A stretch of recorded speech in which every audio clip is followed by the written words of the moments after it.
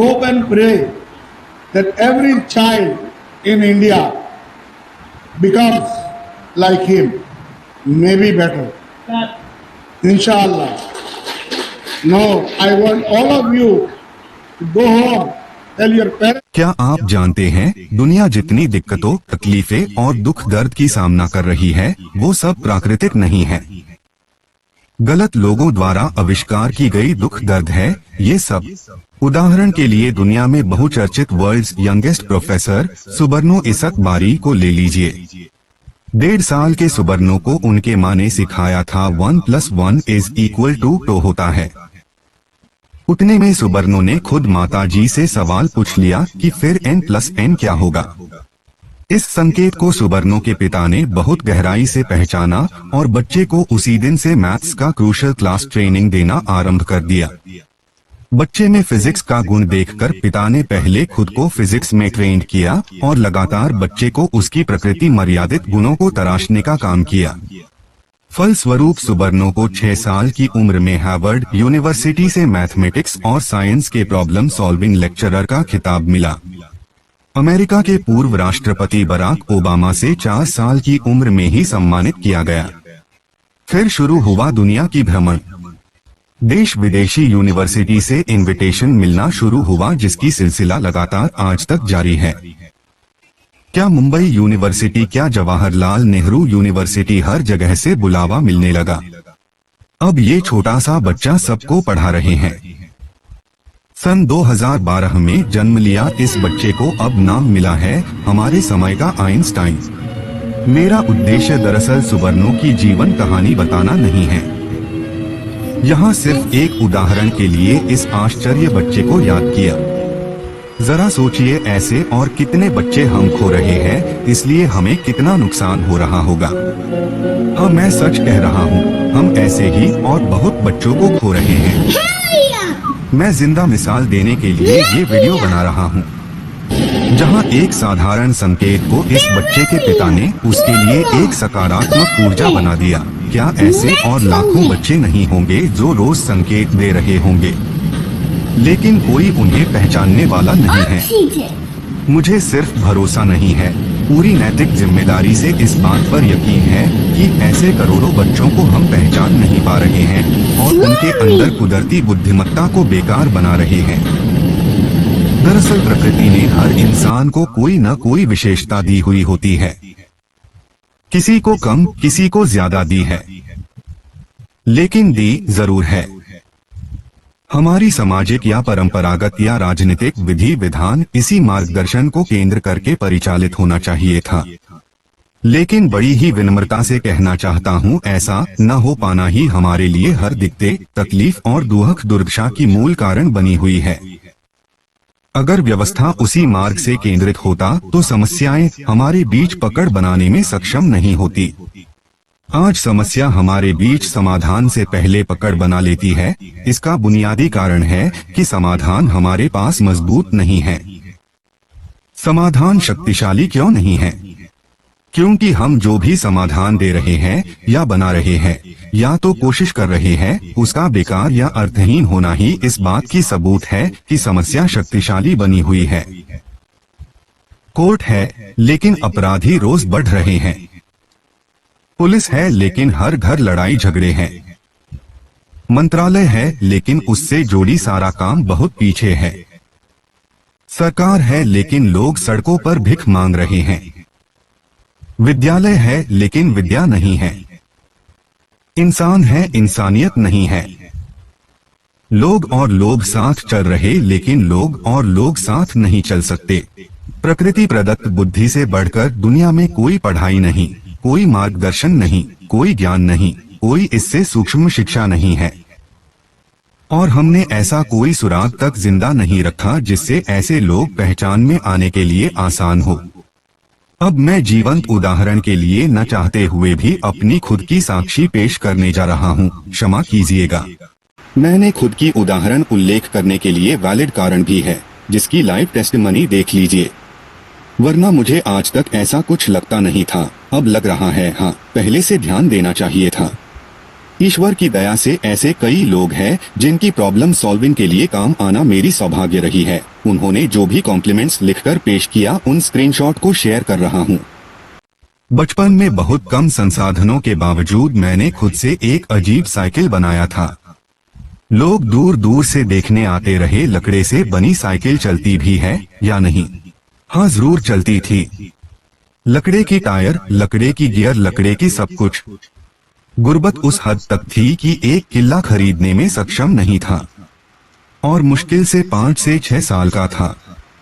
वो तो उस वक्त किसी सज्जन के दया दृष्टि से हमारी घर बनाने का काम चल रहा तो मेरे अंदरूनी साइंटिस्ट जाग गया। सिर्फ रात के समय थोड़ी देर मिस्त्री चले जाने के बाद हथियार इस्तेमाल के लिए मिलता रहा और साइकिल बन गई। मेरे पास सुबर्णो जैसे बच्चे को समझने वाला कोई पिता नहीं था। बल्कि मेरे पिताजी की काफी पहले मृत्यु हो चुकी थी। मेरे 1.5 साल की उम्र में पिताजी दुनिया छोड़ चुके थे। होते भी तो शायद नहीं समझ पाते या समझ भी लेते थे। साइंस की एडवांटेज जो प्रकृति प्रदत्त बहुमूल्य धन मेरे अंदर है उसे व्यवहार में ले लेते। आज मैं भी यूनिवर्सिटीज में पढ़ा रहा होता।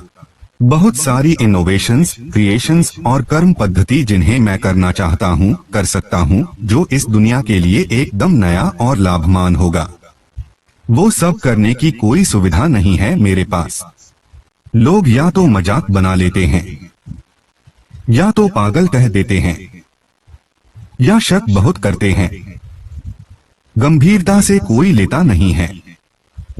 शायद एक पिता ही एक पुत्र को गंभीरता से लेता है, समझने की कोशिश करता है, उसके लिए दुनिया को और दुनिया के लिए उसको लाभमान बनाता है।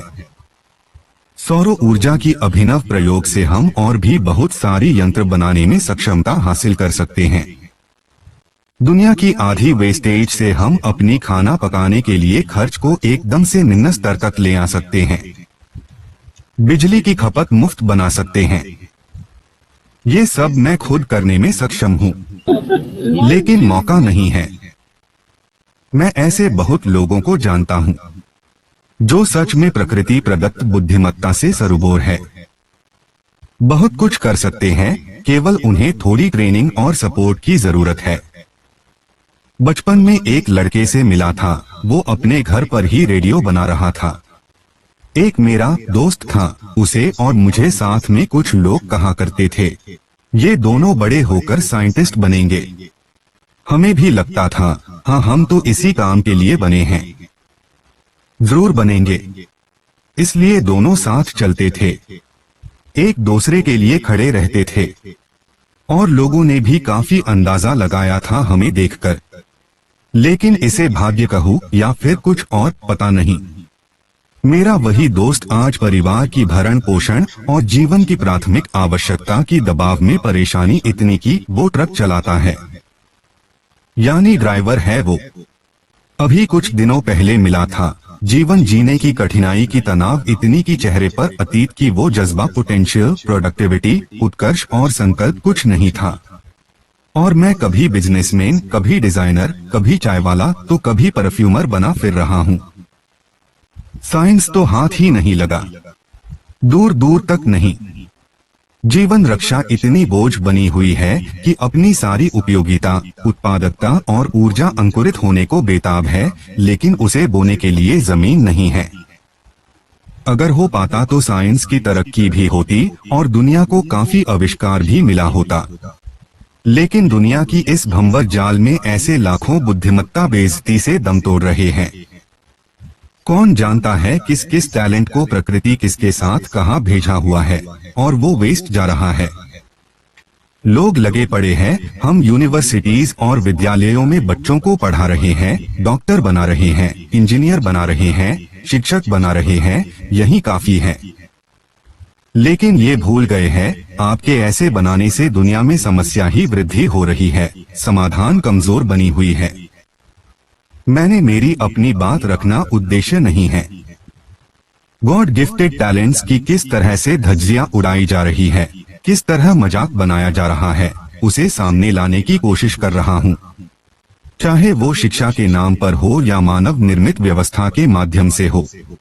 खुद को बड़ा समझकर प्रकृति की अवज्ञा, इस धरती की समस्त उत्पादकता, कॉन्क्रीट सॉल्यूशंस, सब कुछ बर्बाद बना दिया गया है, लेकिन किसको कोई होश तक नहीं है। अशिक्षित शिक्षक बन बैठे हैं, बेइज्जत इज्जतदार बन गए, बीमारी खुद डॉक्टर बना हुआ है। अगर गॉड गिफ्टेड टैलेंट्स का केवल एक मंच होता, उन्हें अपनी क्रिया प्रदर्शन और रिसर्च डेवलपमेंट का कोई मौका फराहम होता, तो आज हम इतनी कठिनाइयों से सुसज्जित नहीं होते। अगर इस विषय पर अभी भी गंभीरता से विचार नहीं किया गया हो, तो दुनिया आगे भी सिर्फ कठिनाई से होकर गुजारा करेंगी। समाधान का कोई रास्ता नहीं है। मैं बहुत जिम्मेदारी के साथ कहना चाहता हूँ, इस प्रकार के गॉड गिफ्टेड टैलेंट्स एक नहीं बहुतों हमें दिखाई नहीं देते, या कहो हम देखना नहीं चाहते। जीवन को हमने अपने हिसाब से डिजाइन किया है। अगर कोई आपके बनाए धारा में खुद को एडजस्ट नहीं कर पा रहा है, तो आप उसे अनपढ़, गवार, बुद्धू या बेवकूफ बना देते हैं। कुछ लोग जो बहुत कम होते हैं, हजारों सालों में एक बार जन्म लेते हैं, वो आपके व्यवस्था से युद्ध लड़कर अपनी पहचान बना लेते हैं। आप युद्ध भी लड़ते हो और बाद में उन्हें मानते भी हो। कुछ लोग 200 से 500 सालों में जन्म लेते हैं, ये भी पहचान छोड़ जाते हैं। इन्हें अपनी कुदरती ज्ञान तराशने के लिए अवसर प्राप्ति की कोई आवश्यकता नहीं होती। कुछ जो इस बीच जन्म लेते हैं, उनका पहचान करना कठिन है।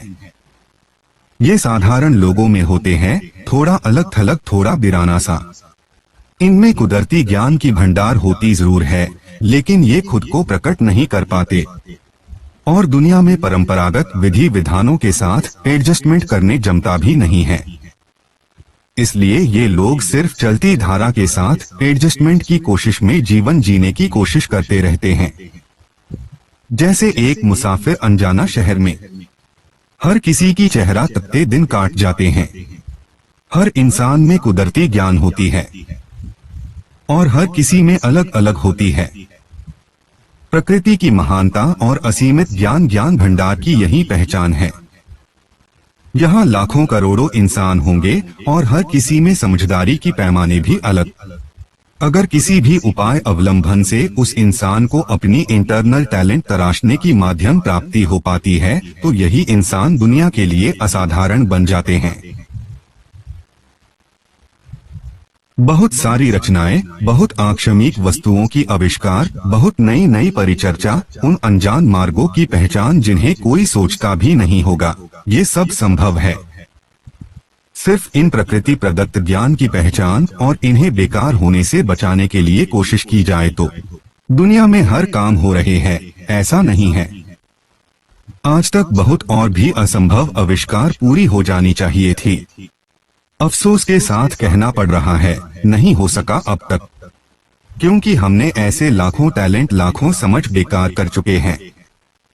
प्रकृति ने चुन चुनकर कुछ लोगों में हमारे लिए उपयोगी हर प्रकार के भूख, सुख, सुविधाएं और शांति और सुकून भेजने में कोई कमी नहीं की है। किसी में राजनीति, किसी में समाज नीति, किसी में शिल्पकला, किसी में स्वास्थ्य, किसी में व्यवहारिक प्रयत्न, किसी में अर्थनीति, किसी में व्यक्तिगत, तो किसी में वैश्विक समझ दी है। लेकिन हमने अपनी ही ABCD बनाया हुआ है। ABCD की ज्ञान प्राप्ति को डिग्री कहते हैं, न किसी काम के और न किसी काज के। लेकिन डिग्री बना बैठे तो ABCD से ऊपर और कुछ हो सकता है, इसकी सोच तक खत्म कर दी। सीमित सोच के बन बैठे हैं। इतिहास गवाह है, दुनिया में जितनी भी महान आविष्कार हुई है, वो सब किसी न किसी कुदरती समझदारी से हुई है। आपके द्वारा डिग्री धारक केवल पेट पालने वाले एक एक बाबू व्यर्थ और अप्रभावी बने हैं। हमें अफसोस है, फिर भी आज तक उन बहुमूल्य, प्रभावशाली, उपयोगी विद्या और ज्ञान की तलाश और कार्यान्वयन के कोई प्रयोग क्यों नहीं है? क्यों बर्बाद जाने दे रहे हैं ऐसे लाखों करोड़ों बहुमूल्य संपदा? कर्म क्षेत्र में जिनके हाथों पावर होती है, यानी मैनेजर, सुपरवाइजर। अगर कोई प्रभावशाली, उत्पादक, प्रकृति प्रदत्त गुणी इनके पास काम के लिए भर्ती होता है, तो ये इसे बहुत जल्द पहचान लेते हैं। लेकिन ये इसकी उत्पादकता को बदनाम करते हैं, एक से एक बहाने बनाते हैं। खुद की आमदनी रक्षार्थ ये उस न्यूनतम व्यवहारिक प्रयास तक उतर जाते हैं कि उसकी उत्पादक मानसिकता समाप्त कर देते हैं। इसी मार्ग से भी ऐसे करोड़ों टैलेंट बर्बाद हो रहे हैं, और ये इस बर्बादी की सबसे बड़ी कारणों में है, क्योंकि उपार्जन, संचय या इनकम ही सबसे आवश्यक है जीवन के लिए। इसलिए हर कोई सबसे पहले, चाहे वयस्क हो या उम्र की पहली पड़ाव में, कर्म क्षेत्र में योगदान के लिए तैयार रहता है, और उन बर्बादी के आविष्कारक, उत्पादकता और निर्माणकारी पदक्षेप के विरोधी, कमजोर मनमानसिक, तपस्वी, बीमार मस्तिष्क के मालिक लोग ही होते हैं इन बहुमूल्य संपदा के विनाशकारी असली गुनहगार। इसलिए इस बर्बादी से मुक्ति के लिए एक बहुत बड़ी सोची समझी नेटवर्किंग की आवश्यकता है। सरकारी और न्यायालय की दखलदारी भी चाहिए। तब जाकर हम एक स्वस्थ देश, दुनिया, समाज तथा परिवार रचना कर सकते हैं।